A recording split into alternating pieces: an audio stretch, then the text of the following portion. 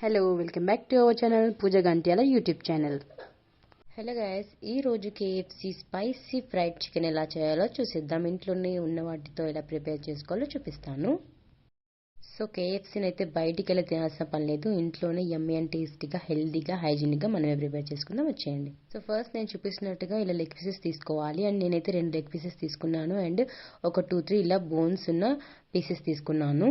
So నేను తీసుకున్న quantity టోటల్గా 1/2 kgకి ఎక్కువగానే ఉంటుందన్నమాట. సో ఫస్ట్ ప్రాసెస్ ఏంటి అంటే ఇలా లెగ్ పీసెస్ని తీసేసుకొని ఫోర్క్తో ఇలా గుచ్చుకోవాలి. ఎందుకు అంటే మసాలాస్ అన్నీ లోపలికి మంచిగా వెళ్ళిపోతాయి అనమాట, ఇలా చేసుకుంటే మనం మసాలాస్ వేసుకున్నప్పుడు. సో ఇలా అన్నింటికి పీసెస్కి ఇలా ఫోర్క్తో గుచ్చేసుకొని పక్కన పెట్టేసుకోవాలి. సో మీలో ఎంతమందికి కేఎఫ్సి ఫ్రైడ్ చికెన్ ఇంట్లోనే చేయడం వచ్చో ఒకసారి నాకు కామెంట్ చేసేయండి. సో నేనైతే ఇలా 2 or 3 times చేసి మళ్ళీ మీకు వీడియో చేసి చూపిస్తున్నాను ఇప్పుడు 3rd time. సో నేను చేసిన 1 or 2 times మాత్రం చాలా పర్ఫెక్ట్గా వచ్చిందనమాట కేఎఫ్సి. సో ఇప్పుడు కూడా పర్ఫెక్ట్గా చూపిస్తాను, చూసేయండి. సో ఇప్పుడు తీసేసుకున్న పీసెస్ అన్నీ ఒక బౌల్లో యాడ్ చేసుకొని దాంట్లో ఒక 1 spoon వరకు కారం అయితే యాడ్ చేసుకుంటున్నాను. అండ్ సరిపడా సాల్ట్ కూడా యాడ్ చేసుకొని కొంచెం అల్లం వెల్లుల్లి పేస్ట్ అండ్ కొంచెం హల్దీ కూడా యాడ్ చేసుకోవాలి. అండ్ నెక్స్ట్ కొంచెం ధనియా పౌడర్ అండ్ కొంచెం గరం మసాలా కూడా యాడ్ చేసుకోవాలి.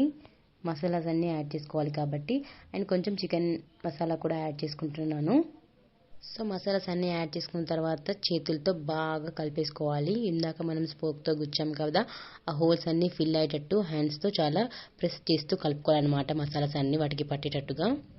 సో గట్టిగా ప్రెస్ చేస్తూ వాటికి మసాజ్ చేసినట్టుగా మొత్తం కలిపేసుకున్న తర్వాత దాంట్లోకి సో ఒక లెమన్ పూర్తిగా తీసేసుకొని దాంట్లో ఉన్న జ్యూస్ తీసేసుకోవాలి.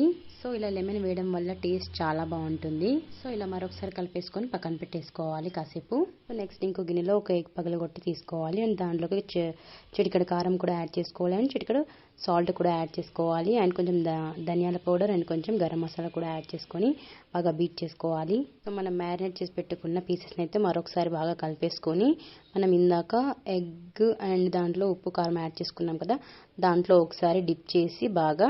సో నెక్స్ట్ అయితే ఈ ఫ్లోర్లో కూడా ఒకసారి డిప్ చేసుకోవాలి. ఇది కార్న్ఫ్లవర్ అండ్ బియ్యం పిండి మాత్రం తీసేసుకున్నాను, హాఫ్ కప్ తీసేసుకొని దాంట్లో కూడా ఒకసారి ఇలా డిప్ చేసుకోవాలి. చేత్తో మంచిగా పిండి మొత్తం పట్టేటట్టుగా చేత్తో మనం అంతా బాగా రుద్దాలి వాటికి. సో ఇలా డిప్ చేసిన తర్వాత వేరొక బౌల్లోకి చిల్డ్ వాటర్ తీసుకోవాలి. కూల్ వాటర్ తీసేసుకొని దాంట్లో కూడా ఒకసారి ఇలా డిప్ చేసేసుకొని. సో ఇలా డిప్ చేసిన తర్వాత వేరొక బౌల్లోకి చిల్డ్ వాటర్ తీసుకోవాలి. కూల్ వాటర్ తీసేసుకొని దాంట్లో కూడా ఒకసారి ఇలా డిప్ చేసేసుకొని డైరెక్ట్గా ఇలా వేడి ఆయిల్లో వేసుకొని ఫ్రై చేసుకోవడమే.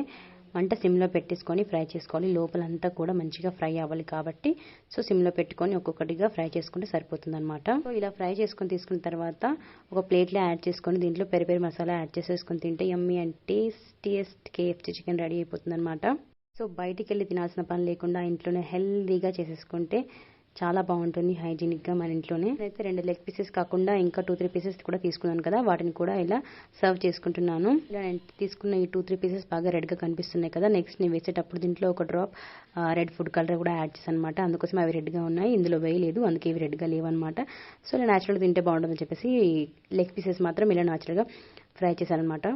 మీకు ఈ వీడియో కనుక నచ్చినట్టయితే ఒకసారి మీరు కూడా ఇంట్లో ట్రై చేసి ఎలా ఉందో ఖచ్చితంగా కామెంట్ చేయండి. అండ్ కొత్తగా చూసేవాళ్ళు ఛానల్ సబ్స్క్రైబ్ చేసుకోవడం అస్సలు మర్చిపోవద్దు. థ్యాంక్స్ ఫర్ వాచింగ్ అండి, బాయ్.